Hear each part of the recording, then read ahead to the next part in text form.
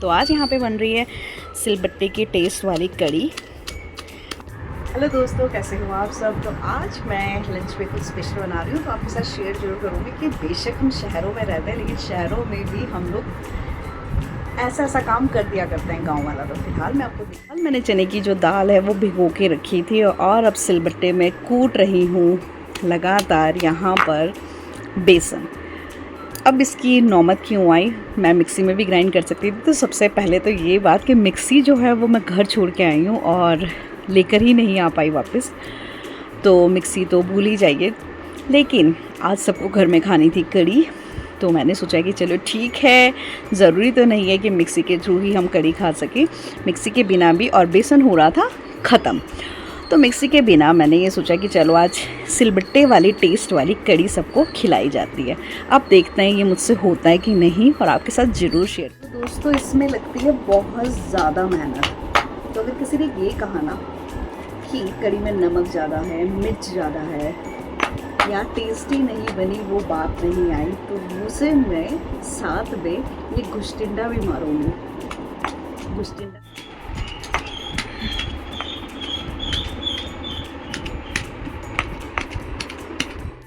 तो इसे भी साथ जाना था, और पापा, इसे लगा कि पापा घर चले गए, तो इसके ड्रामे शुरू हो गए हैं। देख सकते हैं आप, पापा के बिना उतरने के लिए बेसन बना रही है और बहुत मेहनत कर रही है।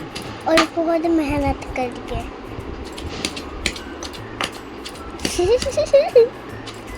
देख ना चटाई कैसे बचा रखी, उल्टी ना सीधी कैसी है।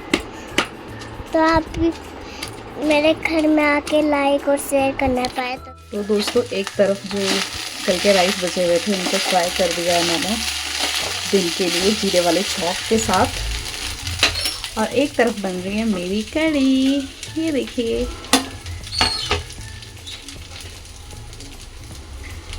तो कड़ी में सबसे पहले जाएगी मेथी। ये है बेसन, जिस तरह मैं पीस पाई सिलबट्टे पर। देख सकते हैं आप, इतना अच्छे से तो नहीं पीसा गया है, बट फिर भी स्टिल कुछ ना से कुछ बेहतर है। तो सबसे पहले मैं बेसन डालूंगी, इसमें हल्का हल्का फ्राई करूँगी। तो ये मुझे कभी बुआ ने सिखाया था कि बेसन डाल के अच्छे से सेकना है, और उसके बाद इसमें लस्सी या दही डाली जाएगी। तो ये छोंक दिया मैंने कड़ी। तो हमारी जो पहाड़ी भाषा है उसमें इसको कहा जाता है झोली, झोली, और नॉर्मल इसको कड़ी कहा जाता है। तो आप भी मुझे बताएं कि आपकी भाषा में, जहाँ से भी आप मुझे देख रहे हैं, वहाँ इसको क्या कहा जाता है। तो फ़िलहाल तो ये अभी कच्ची है, तो इसमें कोई भी टेस्ट नहीं आ रहा है। और इतनी सारी क्यों बनाई है, क्योंकि हम जब कड़ी बनाते हैं तो इतनी सारी बनाते हैं ताकि 3-4 दिन तक मज़े से स्वाद लेकर खा सकते हैं। क्यों दोस्तों, क्योंकि कहा जाता है कि जो कड़ी है वो जितनी ज़्यादा बासी होती चली जाए उतनी ज़्यादा यमी होती चली जाती है, मतलब टेस्टी होती चली जाती है। वैसे तो कहा जाता है कि जो रेनी सीज़न है उसमें कड़ी नहीं बनानी चाहिए, बट मुझे जब लस्सी कहीं से भी मिल जाती है तो मैं अक्सर कड़ी बना ही देती हूँ, कि दाल खाते खाते भी ऑलमोस्ट हम लोग बोर हो ही जाते हैं। तो ये जो मेरे राइस हैं वो भी फ्राई होकर बिल्कुल अच्छे से हो गए। मैंने इसमें देसी घी का छौंक लगाया था जीरा डालकर। आप भी सोचते होंगे कि हमेशा बासा बासा बासा उसको ही फ्रेश करके खाती रहती है। भैया क्या करें, मेरे हाथों में ऐसा जादू कम तो बनता ही नहीं, और 3 और 4 लोगों का तो कभी भी नहीं बनता। अक्सर 3-4 होंगे तो 6 से 7 लोगों का ऑलमोस्ट बनता है, तो ऐसे ही चलता है। और जिस दिन मैं कम बनाऊंगी दोस्तों, उस दिन होता है ऐसा कि मेरे बच्चों को ज़्यादा भूख लगती है, खाना कम पड़ जाता है, या कोई ना कोई गेस्ट आ जाता है। तो इसलिए अक्सर मैं ज़्यादा बनाना प्रेफर करती हूँ कि कम ना हो, ज़्यादा हो तो नेक्स्ट डे खा लेंगे, या कुछ ना कुछ मैनेज तो कर लेंगे, लेकिन कम नहीं होना चाहिए। बस ऐसी मेरी सोच है कि घर पे कोई आए और खाना ना बचे, तो ये चीज़ तो ठीक नहीं होगी। तो इसीलिए ज़्यादा बनता है मुझसे अक्सर।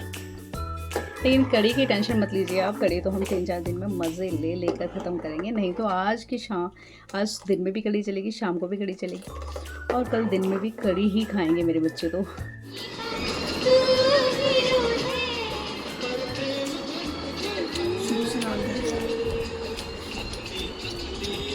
आपको क्या पता इसके चेहरे की रंगत और वो खुशी। दैट्स मेरी डॉग।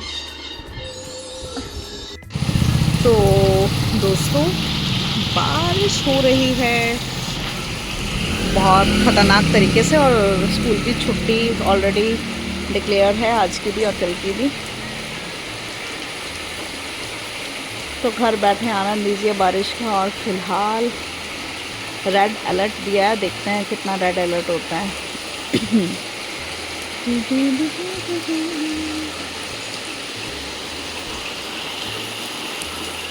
बारिश की बूंद जब धरती पे मिलती है ना, तो धरती एकदम तृप्त हो जाती है, क्योंकि बरसों की मेहनत रंग लाई होती है।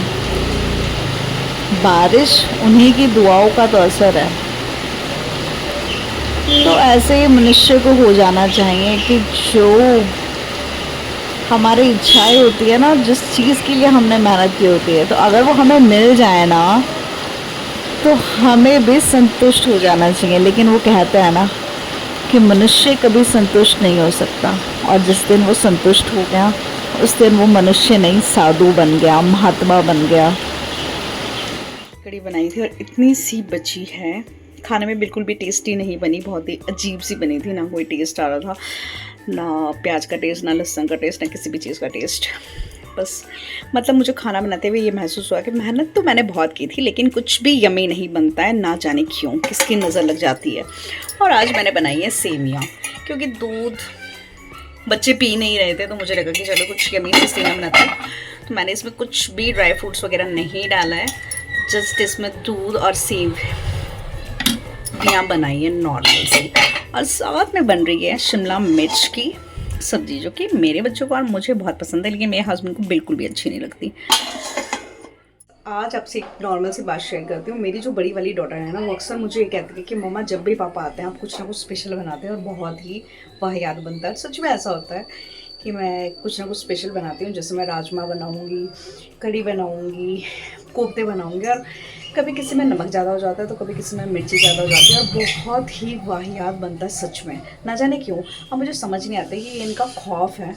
खौफ तो क्या है कि मुझे कभी डांटते नहीं कि तू खाना बहुत गंदा बनाती है या वटेवर कुछ भी, क्योंकि खुद ये अच्छा सा कुक कर लेते हैं।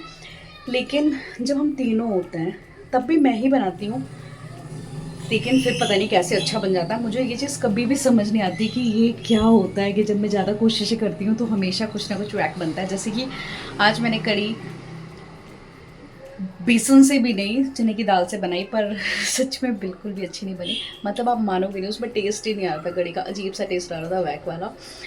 लेकिन फिर भी वो ख़त्म हो गई ऑलमोस्ट सारी। और अब मैंने सेवियाँ बनाई है कि चलो हस्बैंड आए हैं तो सेवियाँ बनाए, क्योंकि अब वही बात होती है ना कि कभी कभी आते हैं तो ऐसा लगता है कि चलो इनको कुछ स्पेशल, कुछ अच्छी सी चीज़ खिला दें। पर मुझे नहीं पता कि सेवियाँ कैसी बनी होगी, मुझे बस पूरा यकीन है कि ज़रूर वैक अजीब सी बनी होगी। मेरे दिमाग में ना बैठे बैठे कहीं सवाल आते हैं कई बार। तो आज मेरे दिमाग में बैठे बैठे ऐसे ही ख्याल आया कि यार कुछ लोग परिवार में कैसे होते हैं, परिवार में क्या समाज में इस तरह के लोग होते हैं कि जब तो आपकी ज़रूरत पड़े उनको, तब वो बार बार आपको फ़ोन करेंगे, आपको याद करेंगे, आपसे हालचाल पूछेंगे, लेकिन पीठ पीछे वही सबसे ज़्यादा आपकी बुराई करते हैं, आपकी चर्चाएं करते हैं। और तो और उनको हर एक चीज़ से आपकी बड़ी दिक्कत महसूस होती है। तो ऐसे लोगों के साथ बड़ा मुश्किल हो जाता है कई बार ना, कई बार गुस्सा भी आ जाता है। जैसे कि मैं हूँ, अगर मुझे पता चल गया कि कोई पीठ पीछे मेरी बुराई कर रहा है और जब उसको ज़रूरत पड़ रही है तो वो मुझे कॉल कर रहा है या मुझे हर जगह हेल्प के लिए वो याद कर रहा है, तो कई बार एज ए ह्यूमन बीइंग मुझे बड़ा गुस्सा आता है। सच बता रही हूँ आपको, मतलब मुझे इतना गुस्सा आ जाता है कि मैं क्यों मदद करूँ, पीठ पीछे तो मेरे बारे में ऐसे बोल रहा था, वैसे बोल रहा था, या पीठ पीछे तो मेरे बारे में वहाँ पे ये चीज़ें बोली जा रही थी। लेकिन फिर भी एज अ फैमिली ना, मेरा नेचर पता है कैसा है कि फिर भी एज अ फैमिली मैं हेल्प करने के लिए चली जाती हूँ, बिकॉज मुझे ये लगता है कि जैसे भी हैं बट फैमिली मेम्बर्स है तो हेल्प करना ज़रूरी है। तो आप भी मुझे बताएं कि आप क्या करते हो, क्योंकि जब मैं मतलब थोड़ी छोटी हुआ करती थी ना, तो बड़ा गुस्सा आया करता था अपने पेरेंट्स पे कि मम्मी को पता है या पापा को पता है कि वो कैसा है, फिर भी मम्मी उसकी हेल्प करती है या मम्मी उसकी बात सुनती है। बट अब मैं खुद एक मम्मी बन चुकी हूँ ना, तो मुझे ये चीज़ पता चली है कि ऐसे तो बहुत लोग होंगे आपकी लाइफ में या आपकी फैमिली मेम्बर्स में ही कि जब आप मतलब उनको आपकी ज़रूरत पड़ेगी तो आप को वो कॉल करेंगे, आपसे हेल्प मांगेंगे और पीठ पीछे आप महसूस करेंगे और कहीं ना कहीं से देखो आपको पता तो चली जाता है कि आपकी बुराई हो रही है और बहुत ज़्यादा आपके बारे में बोला जा रहा है या आपके बारे में गलत फहमियाँ पैदा की जा रही है लोगों के बीच, या फिर आपको नसीहतें दी जा रही हैं, आपको बताया जा रहा है कि वैसा नहीं करना चाहिए, ऐसा करना चाहिए, ऐसा नहीं करना चाहिए, वैसा करना चाहिए। लेकिन फिर भी एज अ फैमिली मेम्बर आप उनकी हेल्प तो करेंगे ही करेंगे और डेफिनेटली करेंगे। और मेरे हिसाब से मतलब मेरा नेचर ऐसा है, बाकी पता नहीं कैसा होगा, बट मुझे ये चीज़ बहुत ज़्यादा रियलाइज़ होती है कि अगर हम किसी से हेल्प लेते हैं या हमें बार बार उसको ज़रूरत पड़ती है, देखो भगवान तो कोई नहीं है ना, मतलब भगवान में भी इंसान कमियां निकालता है। जैसे कि फॉर एग्ज़ाम्पल मैं छोटा सा एग्ज़ाम्पल आपको देती हूँ कि जैसे राम भगवान जो थे, उन्होंने जब सीता माता को त्याग दिया था, जब वो रावण से युद्ध वगैरह जीत गए थे, तो भी लोगों ने क्या करा ना, उनमें राम भगवान में कमियां निकालने लगे खूब सारे कि राम भगवान ने सिर्फ ये देखा वो देखा, सीता माता का त्याग नहीं देखा, वटएवर, इतनी सारी कमियां निकाल दी। उसी तरह कृष्ण भगवान के ऊपर भी बहुत सारे लोगों ने उंगलियां उठाई कि वो रास लीलाएँ करते हैं और उन्होंने धोखे से कौरवों को हराया था। तो जब मैं कई बार सोचती हूँ कि जब भगवान को भी इंसान ने नहीं छोड़ा तो डेफ़िनेटली हमें कैसे छोड़ देगा। लेकिन मेरा मानना ये है कि देखिए, हर एक इंसान जो है उसमें बहुत सी बुराइयाँ होती हैं, बहुत सी अच्छाइयाँ भी होती है। लेकिन एक फैमिली में हमें उसी इंसान में अच्छाई के साथ भी और बुराई के साथ उसको प्रॉपर्ली अपनाना चाहिए, ना कि ये चीज़ करनी चाहिए कि इधर-उधर जाके हम उसकी बुराई करने लग जाएँ या अ, मतलब उसके बारे में गलत-गलत रूमर्स फैलाने लग जाएँ। क्योंकि शायद स्ट्रॉन्ग अगर आपको अपना परिवार बनाना है, तो आपको बुराई और अच्छाई दोनों के साथ किसी भी सदस्य को या किसी भी रिश्ते को अपनाना पड़ेगा ही पड़ेगा, ऐसा मेरा मानना है। बाकी आपका मानना क्या है? फ़िलहाल तो मैं यहाँ पे अभी आप सोच रहे होंगे मैं कैमरे को फ़ेस करके नहीं कुछ भी बोल रही हूँ और क्यों नीचे देख रही हूँ, बिकॉज़ मैं यहाँ पे राइटिंग का काम कर रही हूँ। थोड़ा-सा मेरा राइटिंग का काम जो था वो रहा हुआ था और आपको बताऊँगी मैं कि क्या राइटिंग वग़ैरह करती हूँ आजकल। तो आपको पता है कि जो टीचर है, जो मतलब टीचिंग कर चुका है या जो टीचिंग लाइन में गया है, वो पेन और कॉपी के बिना सर्वाइव नहीं कर सकता, रह ही नहीं सकता भैया। क्योंकि पेन और कॉपी के साथ उसको बहुत सारी चीज़ें लिखने की हैबिट होती है और वही मैं करती रहती हूँ। तो मैं लिखती रहती हूँ क्योंकि वही कहता है ना, खाली दिमाग शैतान का घर होता है। तो मैं नहीं चाहती कि मेरे इस दिमाग में शैतान आ जाए, तो इसीलिए मैं कुछ ना कुछ करती रहती हूँ। तो थोड़ी देर में भी मिलती हूँ आपसे।